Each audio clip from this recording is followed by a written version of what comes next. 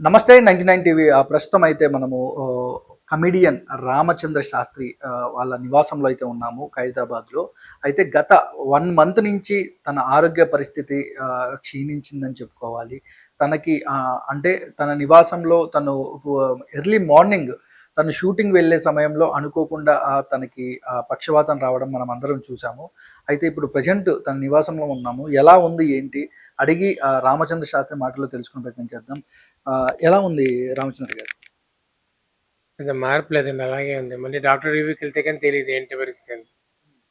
మళ్ళీ సెకండ్ రివ్యూకి వెళ్ళాలి. వెళ్ళినప్పుడు ఆయన చెప్తాడు ఏంటి అసలు లోపల క్లాట్ కరుగుతోందా, కరగడం మొదలుపెట్టిందా ఏంటి అనేది. అంటే మీకు ఏ రోజు మీకు ఈ సింప్టమ్స్ అనేది కనపడినాయి? దాదాపు 1 మంత్ అవుతుందని చెప్తున్నారు. అదే అంటే జూలై 23 కానీ 24 హ్మ్. షూటింగ్కి వెళ్ళిపోయాను. షూటింగ్లో బ్రేక్ తర్వాత నేను ఇంక లేవలేకపోయా. ఆ! కాళ్ళు చేతులు పనిచేయడం మానేసాయి. ఓకే. అప్పుడు రిలీజ్ అయ్యేది తేడాగా ఉందని. సరే అప్పుడు ఉప్పు నీళ్ళు మజ్జిగ తాగితే కూడా ప్రయోజనం లేకపోయింది. వాళ్ళకి చెప్పి ఇంటికి వచ్చాను. అంటే ఇప్పుడు మీ ఆరోగ్య పరిస్థితి చూస్తే అటు సినిమా ఇండస్ట్రీలో సినిమాలు కూడా ఇప్పుడు స్ట్రైక్ జరుగుతున్న పరిస్థితి చూస్తున్నాము. అంటే మీ సినిమాలు కూడా అంటే ఆర్టిస్టులు కూడా కొంచెం చాలామంది ఖాళీగా ఉండే పరిస్థితులు కూడా చూసాం.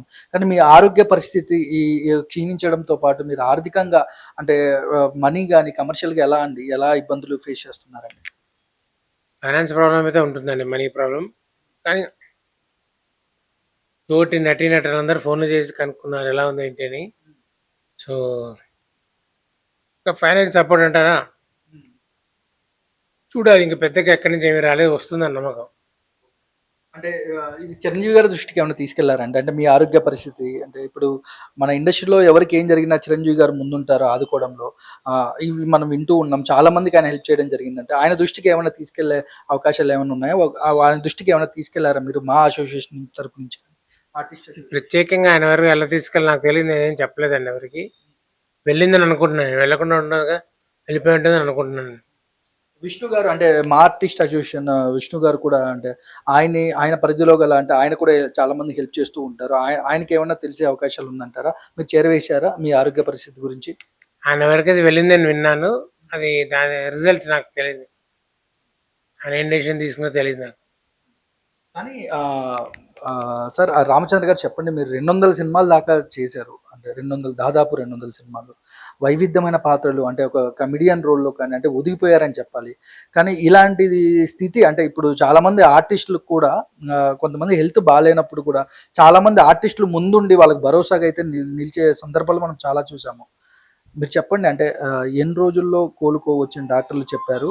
ఇంకా మీ ఫ్రెండ్స్ తోటి ఆర్టిస్ట్‌ల నుంచి మీకు ఆర్థికంగా డబ్బులు అందే అవకాశాలేమైనా ఉన్నాయంటారా? కరెక్ట్ ట్రీట్మెంట్ తీసుకుంటే 2 మంత్స్‌లో రికవరీ అయ్యే అవకాశం ఉందండి. నా తోటి ఆర్టిస్టులు వాళ్ళందరూ కూడా హెల్ప్ చేసే అవకాశం ఉంది. అంటే ఎక్కడ కాంక్రీట్‌గా ఎవరు నేను ఇస్తాను అనలేదు గానీ వస్తుందని నమ్మకం అయితే ఉంది.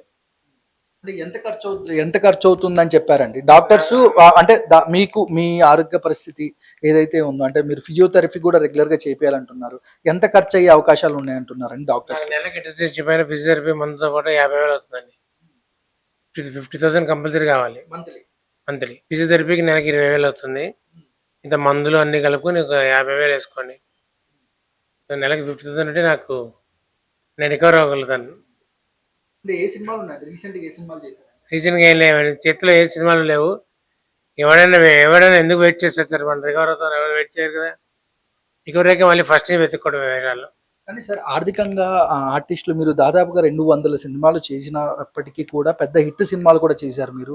అంటే ఆర్థికంగా మీకు అంటే అంతంత మాత్రానే మీరు డబ్బులొస్తున్నాయంటారా? అన్ని సినిమాలు చేసి అంటే ఇక్కడ హైదరాబాద్‌లో కూడా సొంత ఇల్లు లేదని కూడా విన్నాం సార్. అంటే ఏంటి సార్ అని? వచ్చినప్పుడు దాచుకోలేకపోయాను. నేనప్పుడు పాడు చేసుకున్నాను. అందుకని మొత్తం పోయింది. ఏమి దాచుకోలేదు. అంటే మీకు దాదాపుగా అప్పట్లో డబ్బులొచ్చుంటాయి కదా! మీ సినిమాల మీద. మీకు అప్పుడు గుర్తింపు కూడా చాలా పెద్ద స్థాయిలో అవును. ఉండుండేది. వచ్చిన డబ్బులు నేను దాచుకోలేకపోయాను. నిలబెట్టుకోలేకపోయాను. పోయాయి అన్నీ పోయాయి. లాస్ అయిపోయాయి బిజినెస్‌లో పెట్టి. హ్మ్. అది అప్పట్లో అలా జరిగింది. అయిపోయిన దాని గురించి బాధపడే ప్రయోజనం ఏముంది? అయిపోయింది కదా!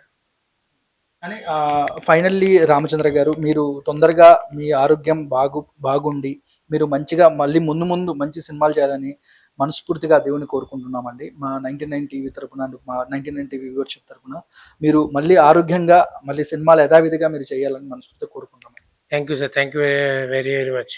Thank you. ఇలాంటి మీ విషయస్ తో మంచి జరగాలని కోరుకుంటున్నాను. నాకు థ్యాంక్ యూ. మళ్ళీ ఖచ్చితంగా రికవర్ అవుతాను. మొత్తం అందరినీ కామెడీతో అలరించాలని నా కోరిక. All the best. Thank you sir. Thank you very much sir.